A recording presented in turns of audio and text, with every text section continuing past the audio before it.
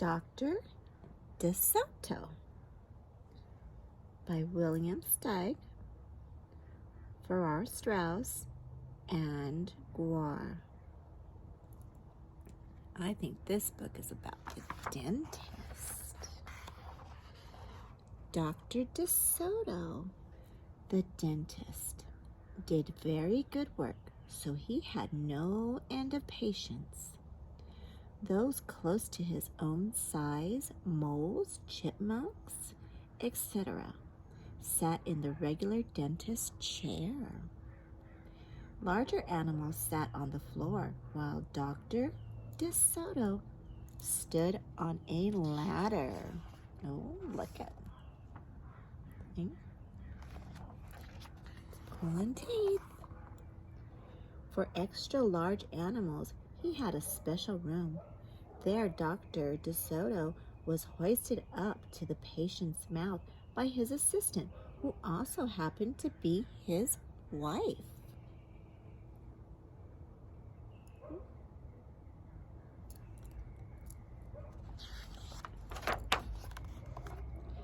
Dr. Desoto was especially popular with the big animals. He was able to work inside their mouths, wearing rubbers to keep his feet dry, and his fingers were so delicate and his drill so dainty they could hardly feel any pain. Being a mouse, he refused to treat animals dangerous to mice, and it said so on his sign. When the doorbell rang, he and his wife would look out the window. They wouldn't admit even the most timid-looking cat. Oh. And they were scared to get eaten.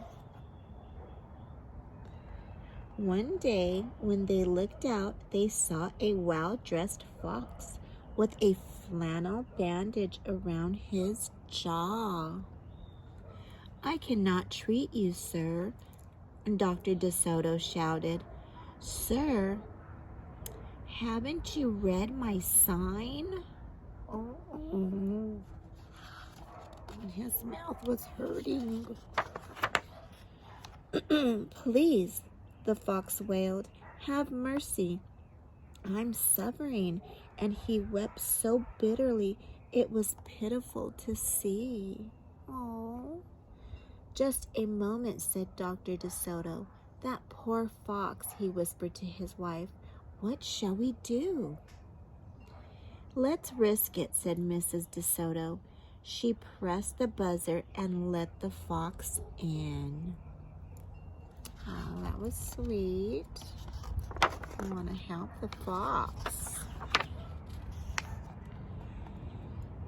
He was up the stairs in a flash. "Bless your little hearts," he cried, falling to his knees. "I beg you, do something. My tooth is killing me." "Sit on the floor, sir," said Dr. Desoto, "and remove the bandage, please."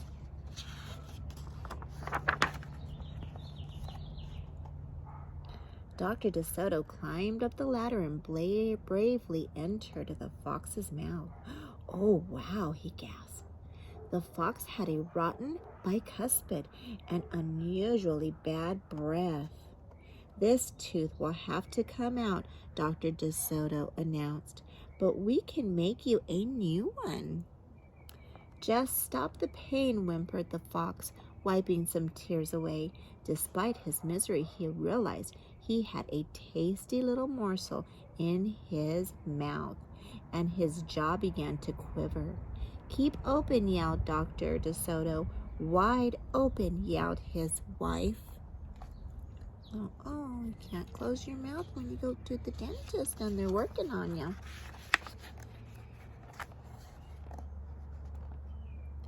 "I'm giving you gas now," said Dr. Desoto.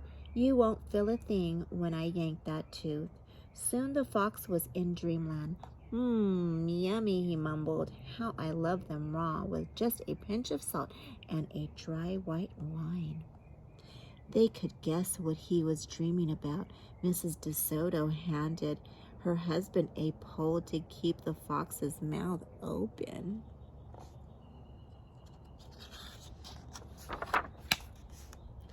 Dr. Desoto fastened his extractor to the bad tooth. Then he and his wife began turning the winch. Finally, with a sucking sound, the tooth popped out and hung swaying in the air. "I'm bleeding," the fox yelped when he came to Dr. Desoto, ran up the ladder and stuffed some gauze in the hole. "The worst is over," he said. "I'll have your new tooth ready tomorrow. Be here at 11 sharp." The fox, still woozy, said goodbye and left. On his way home, he wondered if it would be shabby of him to eat the Desotos when the job was done. Oh no, that is not a good idea.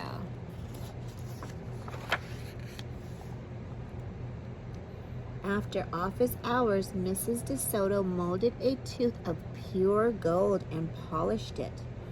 "Raw with salt indeed," muttered Dr. Desoto. "How foolish to trust a fox." "He didn't know what he was saying," said Mrs. Desoto.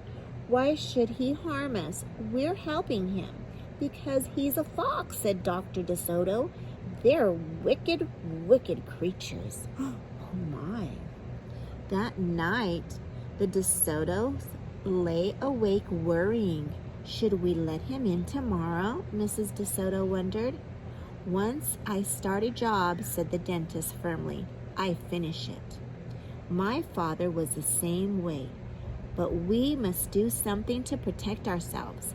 And his wife, they talked and talked until they formed a plan.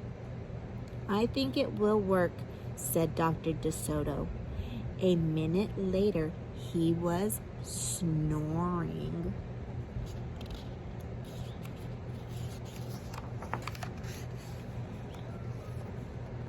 The next morning, promptly at 11, a very cheerful fox turned up. He was feeling not a particular of pain. His tooth was not hurting anymore. Isn't that awesome? When Dr. Desoto got into his mouth, he snapped it shut for a moment, then opened wide and laughed. "Just a joke," he chortled. Oh. "Be serious," said the dentist sharply. "We have work to do." His wife was lugging the heavy tooth up the ladder.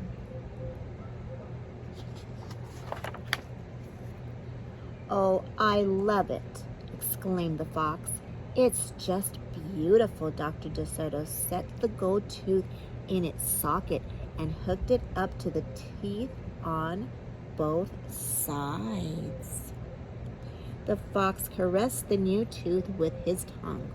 "My, it feels good," he thought. "I really shouldn't eat them.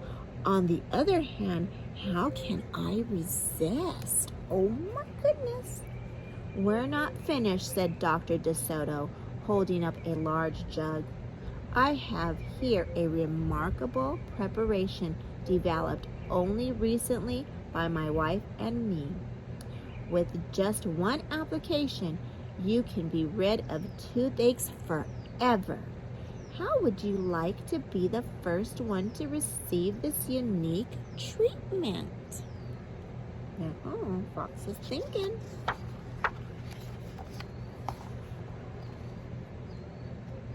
"I certainly would," the fox declared. "I'd be honored." He hated any kind of personal pain. "You will never have to see us again," said Dr. Desoto. "No one will see you again," said the fox to himself. Oh my, he had definitely made up his mind to eat them with the help of his brand new tooth. Oh, not nice at all. I don't like that. Dr. Desoto stepped into the fox's mouth with a bucket of secret formula and proceeded to paint each tooth. He hummed as he worked. Mrs. Desoto stood by on the ladder, pointing out spots he had missed. The fox looked very happy.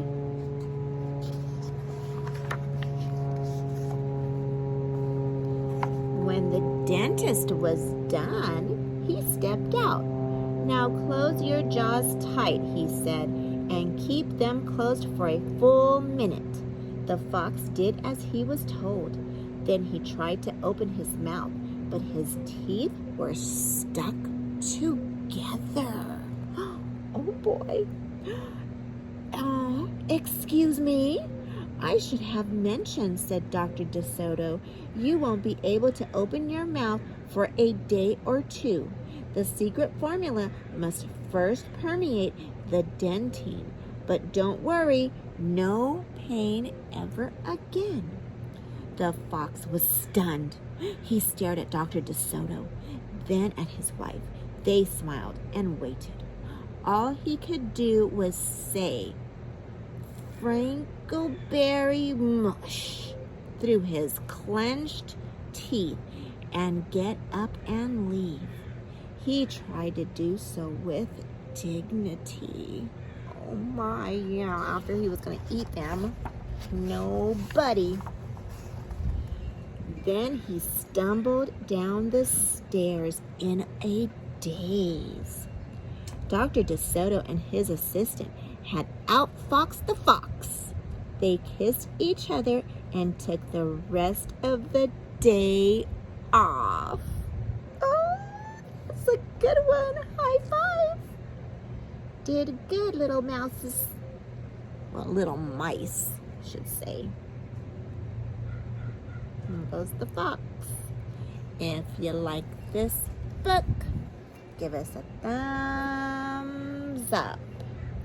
Dr. Desoto by William Stagg. See? I don't have the cover of the book, but that's okay. This is also given to me because what? Miss Moore never throws a book away. We save them all. Thank you. Bye. Don't forget to subscribe.